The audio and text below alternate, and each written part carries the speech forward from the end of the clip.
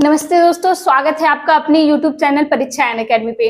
दोस्तों, UP TET के syllabus के अकॉर्डिंग हिंदी पढ़ाई जा रही है और हिंदी आपके सभी एग्जाम के लिए बहुत ही महत्वपूर्ण है। आज इसी में हम लोग बहुत ही महत्वपूर्ण टॉपिक पढ़ेंगे, अलंकार। अलंकार के उदाहरण से काफी अच्छे खासे क्वेश्चन हर एग्जाम में देखने को मिलते हैं और ये बहुत ही इंपॉर्टेंट है, तो इसको हम पढ़ लेते हैं। चाहिए एकेडमिक आपके 9 से लेकर आप हर क्लास में इसको क्लास में भी देखते हैं, फिर उसके आगे कंपटीशन लेवल पे भी अलंकार पूछा जाता है। तो चलिए आज हम लोग अलंकार पढ़ते हैं कि अलंकार क्या होता है, इसके कितने भेद होते हैं, क्या क्या उदाहरण है। सबसे पहले जान लेते हैं अलंकार होता क्या है। तो अलंकार का शाब्दिक अर्थ होता है आभूषण। क्या होता है दोस्तों? अलंकार क्या होता है? आभूषण होता है। आभूषण यानी गहना जेवर, जानते हैं ना, वही चीज। यह 2 शब्दों से मिलकर बना है। कौन कौन सा? अलम धन कार। अलम धन कार से मिलकर बना है, जिसमें अलम का क्या अर्थ होता है? सुशोभित। क्या होता है दोस्तों? सुशोभित। और कार का अर्थ होता है करने वाला। कार मतलब करने वाला। तो यानी अब देखिए शाब्दिक अर्थ ही पता चल गया, यह 2 शब्दों से मिलकर बना है, अलम धनकार। तो ये क्या? सुशोभित करने वाला। अर्थात अलंकार का क्या अर्थ हो गया? सुशोभित करने वाला। अब देखिए ये सुंदर वर्डों से बनते हैं और काव्य की शोभा बढ़ाते हैं। यानी अलंकार का हिंदी में क्या कार्य है? तो ये क्या अपने शब्दों के माध्यम से, अर्थों के माध्यम से, शब्दों के माध्यम से काव्य की शोभा बढ़ाते हैं। यही आपके अलंकार कहलाते हैं। ठीक है, इतना समझ लीजिए, काव्य की शोभा बढ़ाते हैं ये। अब बात कर लेते हैं अलंकार के भेद कितने होते हैं। तो अलंकार को व्याकरण की दृष्टि, वैसे तो इसके सामान्यतः 3 भेद होते हैं और मुख्य रूप से 2। देखिए इसके 3 भेद है, शब्दालंकार, अर्थालंकार और उभयालंकार। ये 3 भेद है। एग्जाम में ज्यादातर आपका शब्दालंकार और अर्थालंकार से क्वेश्चन बनते हैं। चलिए हम लोग इनको पढ़ते हैं आगे। अब हम लोग बात करते हैं शब्दालंकार की, कि शब्दालंकार किसे कहते हैं।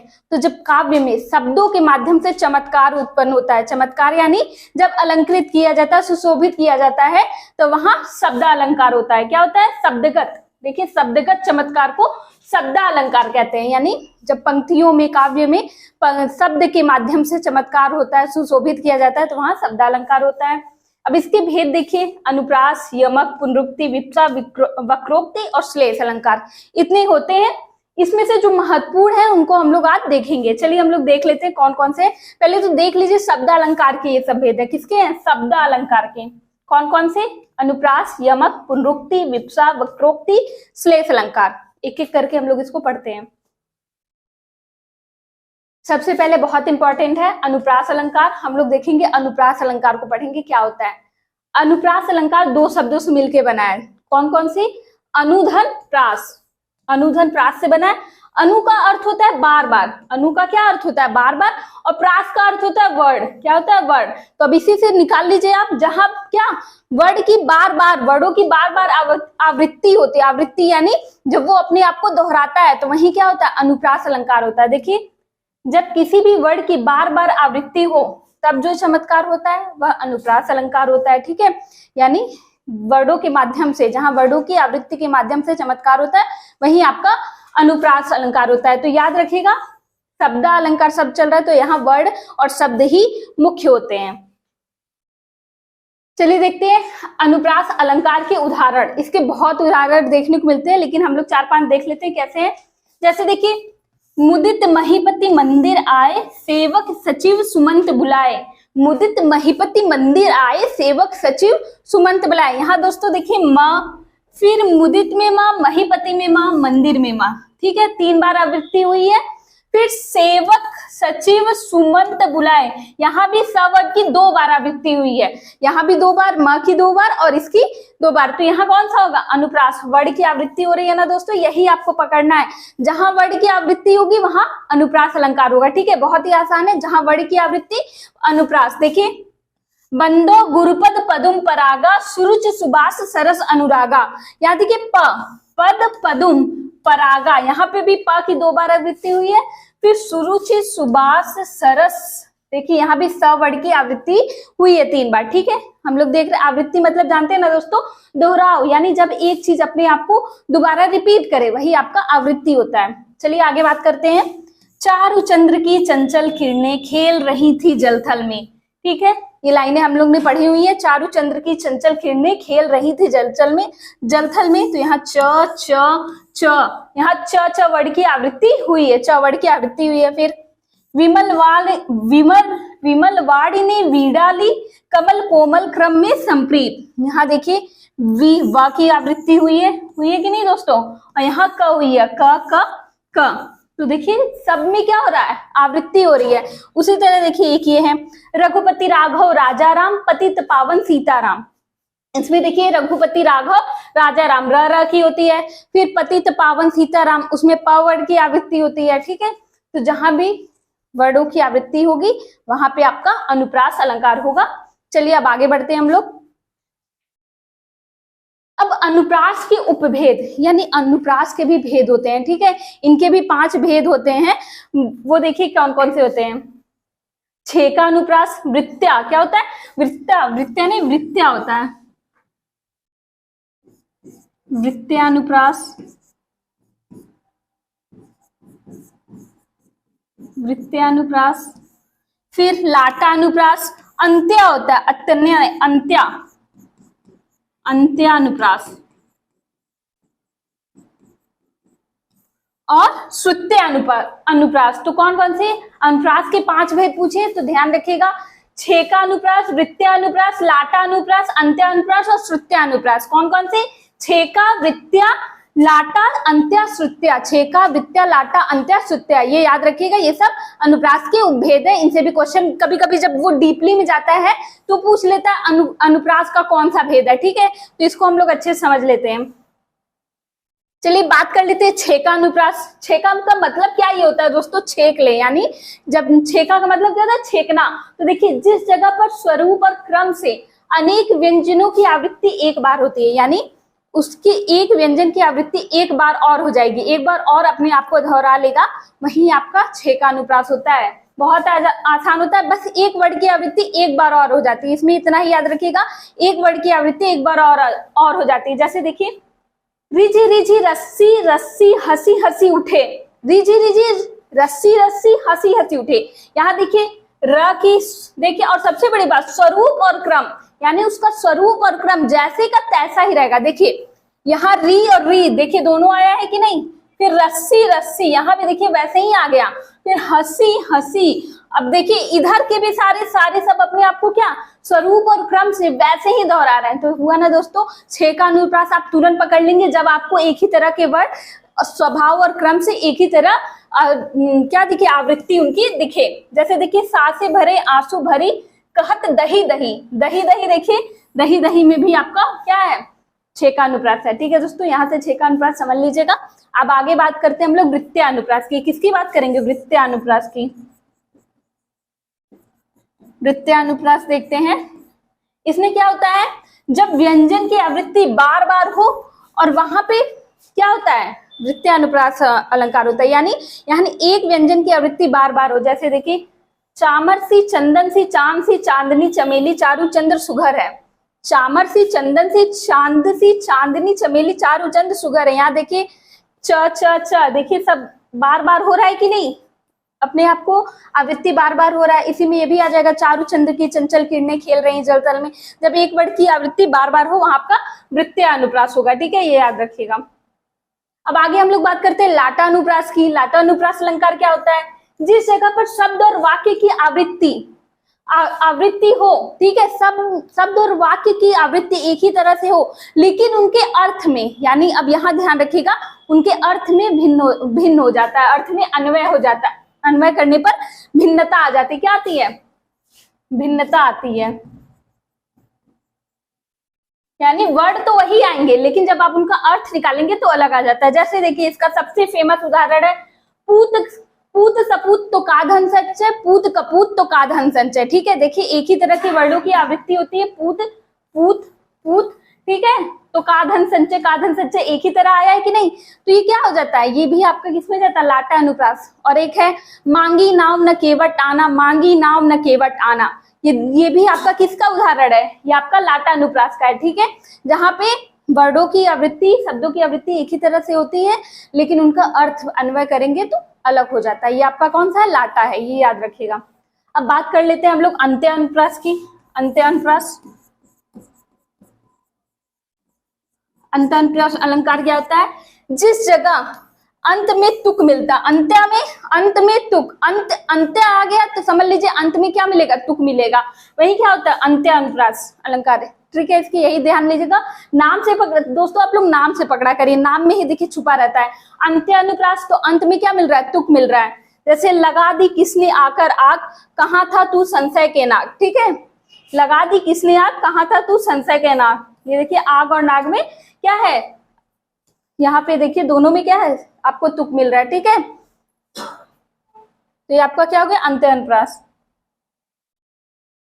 अब बात कर लेते हैं श्रुत्य अनुप्रास की। सुनने में जैसे अब देखिए जहां एक ही उच्चारण स्थान से बोले जाने वर्डों की आवृत्ति हो, यानी एक ही उच्चारण स्थान होते हैं ना, उनसे जो बोले एक ही जगह से, जब वो एक ही जगह से बोले जाने वाले वर्डों की आवृत्ति होती है तो वहां क्या होता है, श्रुत्य अनुप्रास होता है। जैसे देखिए तुलसीदास सीदत निस्दिन देखत तुम्हारा निठुराई, इसमें देखिए त द स न, आपने पढ़ा होगा ना ऋतु रसा नाम दंता, ये देखिए त द स न, एक ही उच्चारण स्थान यानी दंत, ये सब कहाँ से बोले जाते हैं, दांत से उच्चारित होने वाले वर्डों की यहाँ आवृत्ति हो रही है, तो इसलिए क्या हो गया, श्रुत्य अनुप्रास। ठीक है, इसीलिए इसका नाम रखा है श्रुत्य अनुप्रास, यानी सुनने में जहाँ पे एक ही जगह से उच्चारित होने वाले वर्डों की आवृत्ति हो वहां आपके श्रुत्य अनुप्रास होते हैं, ये याद रखिएगा। ठीक है, इसको थोड़ा सा पकड़ना डिफिकल्ट होता है, लेकिन अगर आप दिमाग में रखे रहेंगे कि ये कहाँ से उच्चारण वर्डों का स्थान आपको पता होना चाहिए, तो आप इसको आसानी से पकड़ लेंगे। क्या चीज, श्रुत्य अनुप्रास। ठीक है, चलिए अब हम लोग आगे देखते हैं। अब यहाँ पे अनुप्रास अलंकार हम लोग का खत्म होता है। अब हम बात कर लेते हैं यमक अलंकार की। किसकी, यमक अलंकार की। तो यमक का शब्द का अर्थ होता है दो। देखिए जब एक ही शब्द का बार बार प्रयोग हो और हर बार अर्थ अलग अलग हो, यानी एक शब्द की आवृत्ति कई बार हो लेकिन उनका अर्थ क्या हो, अलग अलग हो, तो वहां क्या होता है, यमक। एक शब्द की आवृत्ति कई बार हो, अर्थ अलग हो, तो क्या होगा, यमक। याद रखिएगा। उदाहरण देखिए, सबसे फेमस इसका उदाहरण है कनक कनकते सौगनी माँ दक्ता अधिकाय, या खाए बौराए जग, वा पाए बौराए जग। ठीक है, इसमें ये होता है। तो इसमें देखिए एक कनक का होता है सोना, एक कनक का होता है धतुरा। अब दोनों को पाने से, कनक को यानी सोना को पाने से लोग बौरा जाते हैं, और एक कनक यानी धतुरा को खाने से भी लोग बौरा जाते हैं, यानी मानसिक संतुलन खो देते हैं। ठीक है, तो यहाँ एक ही वर्ड की आवृत्ति दो बार हुई है और लेकिन अर्थ उनका अलग अलग है। ठीक है, अब जैसे एक और देखिए, जेते तुम तारे तेते नभ में न तारे हैं, जेते तुम तारे तेते नभ में न तारे हैं। यहाँ पर तारे शब्द दो बार आया है। देखिए प्रथम का अर्थ है तारण, तारण जानते हैं ना, जो तारने वाला होता है। ठीक है, तारण करना और उद्धार करना, यानी उसका क्या, तारण करना यानी उद्धार करना होता है। और द्वितीय अर्थ तारे का अर्थ है तारों का समूह, जो यानी जो आकाश में तारे होते हैं वो। ठीक है, तो यहाँ पे दो शब्द आए हैं, तारे, तारे का अर्थ अलग अलग है। ठीक इसी प्रकार है काली घटा का घमंड घटा। यहाँ काली घटा का एक घटा मतलब क्या होता है, एक घटा मतलब बादल होता है,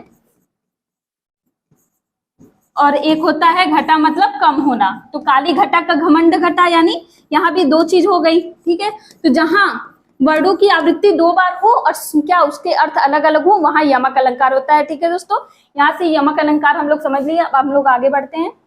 अगला हम लोग देखते हैं श्लेष अलंकार। श्लेष का अर्थ ही होता है चिपका हुआ। क्या होता है, चिपका हुआ। अब देखिए जहां एक ही शब्द के अनेक अर्थ निकलते हैं वहां श्लेष अलंकार होता है। ठीक है, एक शब्द के अनेक अर्थ, यमक में क्या था, दो अलग शब्द थे, दोनों के अलग अलग अर्थ हैं। यहाँ एक शब्द के कई अर्थ निकलेंगे, यानी चिपके हुए। एक ही शब्द में कई अर्थ क्या होंगे, चिपके हुए रहेंगे, इसलिए इसका नाम क्या है, श्लेष अलंकार। चलिए जैसे देखिए उदाहरण देखिए, रहीमन पानी राखिए बिन पानी सब सून, पानी गए न उबरे मोती मानो चून। यहाँ देखिए पानी के तीन अर्थ होते हैं, कांति, एक होता है आत्मसम्मान स्वाभिमान यानी, और एक जल होता है। ठीक है, तो यहाँ पानी का जो है तीन अर्थ लगाया जाता है, इसलिए ये कौन सा है आपका, श्लेष अलंकार। एक और इसका फेमस उदाहरण है, जो रहीम गति दीप की कुल कपूत गति सोए, बारे उजियारे करे बड़े अंधेरा होए। यहाँ देखिए जो दीप है इसका भी दो अर्थ है, एक दीपक का अर्थ है संतान और एक का है क्या, दीपक है। एक का तो संतान है और एक का दीपक है। ठीक है, तो याद रखिएगा जहां एक शब्द के दो अर्थ निकले वहां पे क्या हो जाएगा, श्लेष, यानी चिपका हुआ जो अर्थ देगा वहीं श्लेष हो जाएगा। ठीक है दोस्तों, तो यमक और श्लेष में अंतर करके चलते रहिएगा। ठीक है, यहाँ एक ही शब्द के दो अर्थ निकलेंगे। अब बात करते हैं वक्रोक्ति अलंकार की। हम लोग अगला देखेंगे वक्रोक्ति अलंकार क्या होता है। जहां बात किसी एक आशय से कही जाए और सुनने वाला उससे भिन्न दूसरा अर्थ लगा ले, वहां वक्रोक्ति अलंकार होता है। यानी वक्रोक्ति यानी टेढ़ा अर्थ, यानी बात को सामने वाला, मैंने बात किसी और आशय से कही और सामने वाला कोई और ही अलग ही अर्थ लगा ले, तो वही क्या होता है, वक्रोक्ति अलंकार होता है। समझे दोस्तों, वहां पे वक्रोक्ति अलंकार होता है। ठीक है, इसका देखिए, को तुम उदाहरण दे, को तुम हो इत आए कहाँ, घनश्याम है तो कितहु बरसो। ठीक है, को तुम हो इत आए कहाँ, घनश्याम है तो कितहु बरसो। यहाँ पे एक बार क्या होता है, राधा जी के घर पे कृष्ण जी आते, खटखटाते हैं, तो उनसे पूछते कौन हो, तो कृष्ण जी जवाब देते घनश्याम हूँ, मैं तो घनश्याम हूँ। और वो क्या शरारत में अर्थ लगाती है, कहती है अच्छा तुम घनश्याम हो तो जाके कहीं बरसो। घनश्याम का एक तो आपके जानते ही हैं, घनश्याम आपके कृष्ण भगवान को कहा जाता है।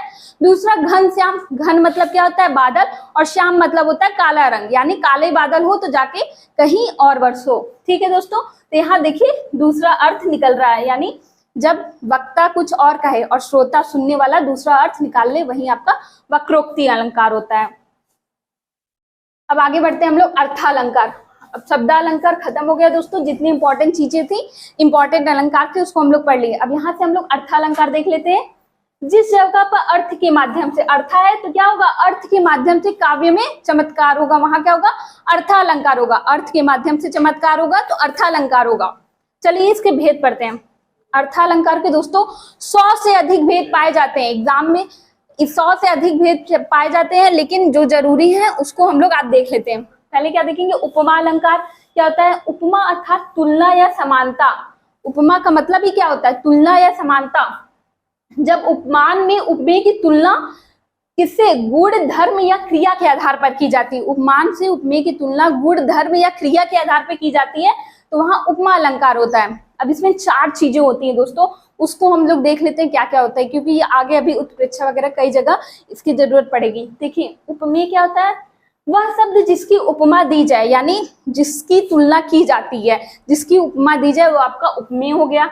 दूसरा होता है उपमान, वह शब्द जिससे उपमा या तुलना की जाए, यानी जिससे तुलना की जाती है वो क्या, जिसकी तुलना की जाए वो उपमेय, जिससे तुलना की जाए वो उपमान। समानतावाचक शब्द सबसे जरूरी, इसमें देखिए जो उपमा अलंकार को पकड़ने का ट्रिक, लोग कहते हैं ना कि ट्रिक है कैसे पकड़ेंगे, तो क्या हुआ, आपको समानता सूचक शब्द जैसे देखिए ज्यों, जैसे, सम, साथ ही, से, यहाँ ये सब वर्ड जहां दिखे, जिसको कुछ नहीं समझ में आता है वो क्या यही करता है कि ये जो इसके समानता सूचक शब्द है ना, इनको देखकर वो पकड़ लेता है कि क्या है ये आपका उपमा अलंकार है। देखिए, और समान धर्म, वह शब्द जो उपमेय व उपमान की समानता को व्यक्त करे। ठीक है, जैसे बोलते हैं ना साथ ही से, जो जिससे जिसकी उसकी समानता दर्शाई जाए। देखिए, चंद्रमा सा कांति में, मृदु कोमल सा कोमल महा, कुसुम सा हंसता हुआ प्राणेश्वरी का मुख रहा। ठीक है, ये क्या हो गया, ये आपका देखिए इसमें चंद्रमा सा, ये आपका क्या हो गया, ये आपका उपमान हो जाता है क्योंकि इससे तुलना की जा रही है। और मुख क्या हो जाएगा, मुख जो आपका है उपमेय हो जाएगा। ठीक है, याद रखिएगा इसकी आपके उपमेय। ठीक है, तो जहां भी साथ ही से ऐसे वर्ड आपको दिखे वहां उपमा अलंकार हो जाता है।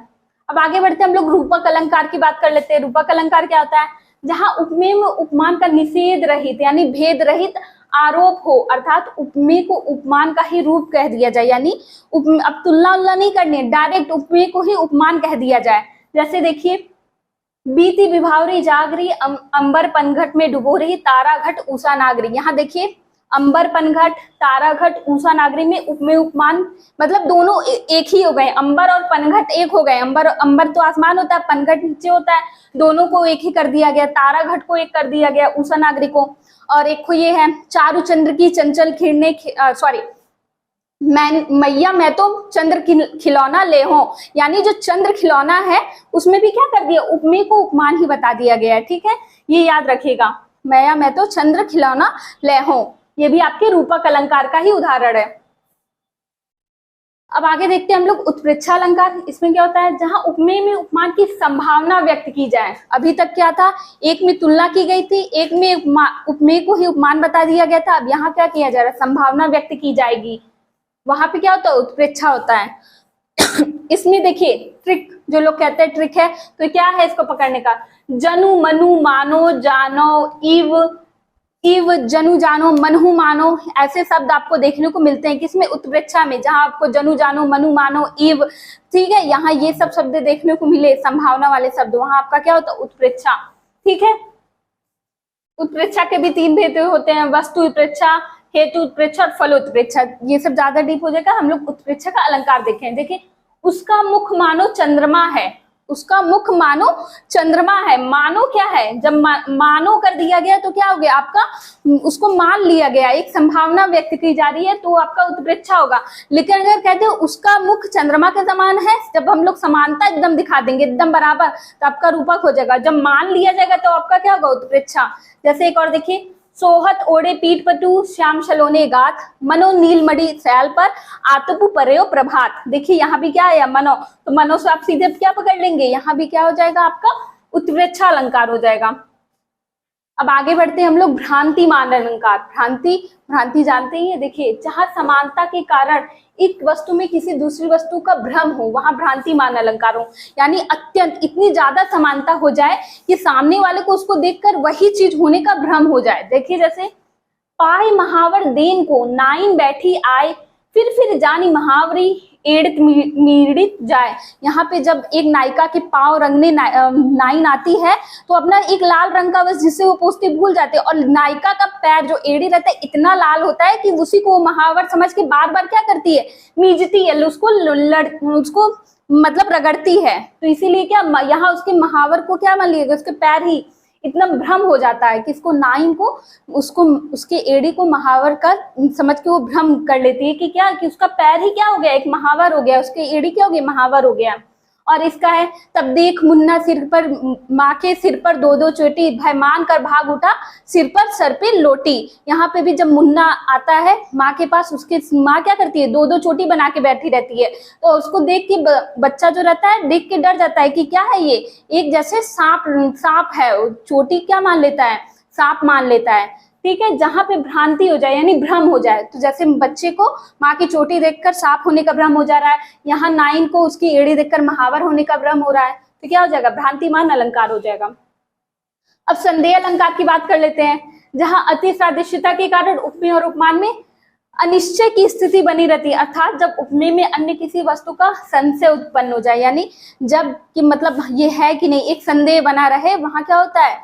संदेह अलंकार होता है। जैसे सबसे फेमस इसका उदाहरण है, सारी बीच नारी है या नारी बीच सारी है, सारी ही नारी है या नारी ही सारी है, सारी बीच नारी है या नारी बीच सारी है, सारी ही नारी है या नारी ही सारी। यहाँ पे देखिए संदेह बना हुआ है। जब चीरहरण होता है दुर्योधन द्रौपदी जी का, जब साड़ी खींचते हैं तो क्या होता है? कृष्ण जी के आशीर्वाद से उनकी साड़ी इतनी बढ़ती जाती है कि दुर्योधन को भ्रम हो जाता है कि साड़ी ही नारी है कि नारी ही साड़ी है, उनको समझ में ही नहीं आता। तब वो ये दोहा बोलते हैं, सारी बीच नारी है या नारी बीच सारी है, सारी ही नारी है कि नारी ही सारी है। ठीक है दोस्तों, अब आगे चलते हम लोग। अगला हम लोग देखेंगे दृष्टांत अलंकार। दृष्टांत का मतलब ही होता है उदाहरण। तो देखिए, दृष्टांत जहां किसी बात को स्पष्ट करने के लिए सादृश्य मूलक दृष्टांत प्रस्तुत किए जाए, यानी जब किसी बात को स्पष्ट करने के लिए उसके उदाहरण दिए जाते हैं तो वहां दृष्टांत अलंकार होता है। जैसे देखिए, मन मलिन तन सुंदर कैसे, विषरस भरा कनक घट जैसे। यहाँ देखिए इस लाइन से उदाहरण किया जा रहा है, दृष्टांत दिए जा रहा है, यानी जब दूसरी लाइन का दूसरी लाइन में उदाहरण दिया जाता है तब दृष्टांत अलंकार हो जाता है। ठीक है, आगे देखते हैं हम लोग। अगला है अतिशयोक्ति अलंकार। अतिशयोक्ति जहां किसी विषय वस्तु की उक्ति का लोक मर्यादा के विरुद्ध बढ़ा चढ़ाकर वर्णन किया जाता है। यानी अतिशयोक्ति मतलब क्या होता है? जब किसी चीज का लोक मर्यादा से बढ़ चढ़ कर, मतलब उसकी बहुत ज्यादा ही बढ़ चढ़ कर बड़ाई की जाए, उसका वर्णन किया जाए, तो वह क्या होता है? अतिशयोक्ति अलंकार। जैसे देखिए, हनुमान की पूंछ में लग न पाई आग, सारी लंका जर गई गए निशाचर बाग। यानी जब लंका दहन वाला कांड होता है तो वहां जब जाते हैं हनुमान जी, तब ये लाइन कही गई है कुछ कहीं द्वारा कि जब उनकी पूंछ में भी आग नहीं लग पाती और सारी लंका जल के राख हो जाती है। तो ये लाइन तब की अतिशयोक्ति यहाँ पे है। और एक आपका फेमस है ये, भूप सहस्र दस एक ही 12 लगे उठावट टरत नटारा। जब सीता जी का स्वयंवर होता है तो जो धनुष रखा रहता है उसके लिए कहा गया है कि भूप यानी कई राजा महाराजा शक्तिशाली लोग आते हैं और वो धनुष उठाने की कोशिश करते हैं, लेकिन कोई भी उसको हिला तक नहीं पाता, लेकिन सुकुमार से राम जी उसको आते हैं और तोड़ देते हैं। तो यहाँ भी लोग कहते हैं अतिशयोक्ति अलंकार है। ठीक है, तो अतिशयोक्ति जब जहाँ बात को बढ़ा चढ़ा के कह दी जाती है। अब देखिए विभावना अलंकार हम लोग देख लेते हैं। विभावना क्या होता है? जहां कारण के बिना कार्य के होने का वर्णन किया जाए, यानी बिना कारण के ही कार्य हो जाए, तो वहां क्या होता है? विभावना। जैसे बिनु पग चले सुने बिनु काना, करे बिनु करे करे विधुनाना, यानी बिना पैर के चल लेते हैं, बिना कान के सुन लेते हैं। ठीक है, बिना कारण के कार्य हो जा रहा है उनका। करे बिन करे करे विधनाना, यानी बिना हाथ के कई कार्य कर लेते हैं। ठीक है, तो ये क्या होना है? बिना कारण के ही कई कार्य हो जा रहे हैं, तो वहां आपका क्या होगा? विभावना अलंकार हो जाएगा दोस्तों।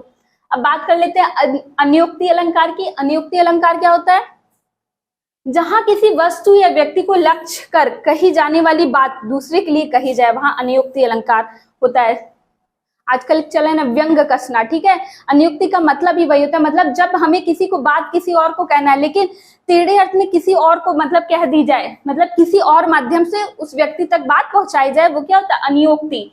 जैसे देखिए, नहीं पराग नहीं मधुर मधुर नहीं विकास एहि काल, अली कली ही 100 बिंदियों आगे कौन हवाल, आगे कौन हवाल। ये देखिए दोस्तों, इसमें आता है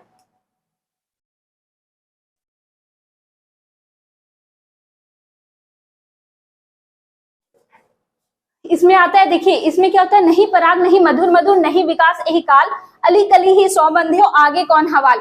इसमें क्या होता है?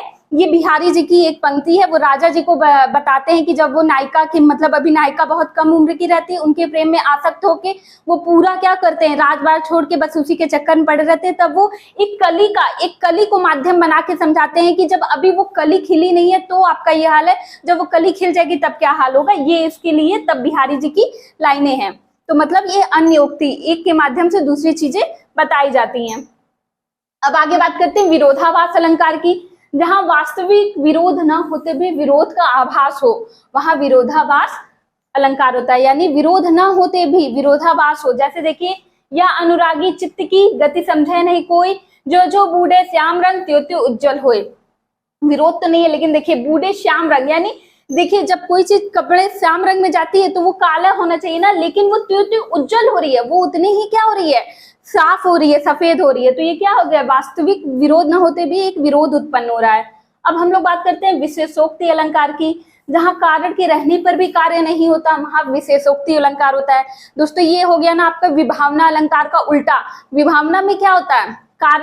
कारण न रहने पे भी कार्य होता था, और यहाँ कारण नहीं होने पे भी कार्य नहीं हो रहा है। कारण के रहने पर भी कार्य नहीं हो रहा है, उसमें कारण रहने पर भी कार्य हो जाता था। देखिए, पानी बीच मीन प्यासी मुहे सुन सुन आवे हासी, यानी पानी के बीच, जल के बीच क्या है? मछली प्यासी है, यह बात मुझे सुन सुन के हंसी आती है। ये क्या हो गया? कारण है लेकिन तब भी कार्य नहीं हो रहा है, तो वहां आपका क्या हो जाता है? विशेषोक्ति। और जहां कारण के न रहने पे भी कार्य हो जाए, वो आपका विभावना। अब हम लोग देख लेते हैं प्रतीप अलंकार। प्रतीप अलंकार क्या होता है? प्रतीप का अर्थ होता है उल्टा या विपरीत। ठीक है, उल्टा या विपरीत होता है। जहां उपमेय का कथन उपमान के रूप में तथा उपमान का उपमेय के रूप में किया जाता है, वहां प्रतीप अलंकार होता है। ये आपकी उपमा का उल्टा हो जाता है। यानी यहाँ देखिए, आपको क्या करते हैं?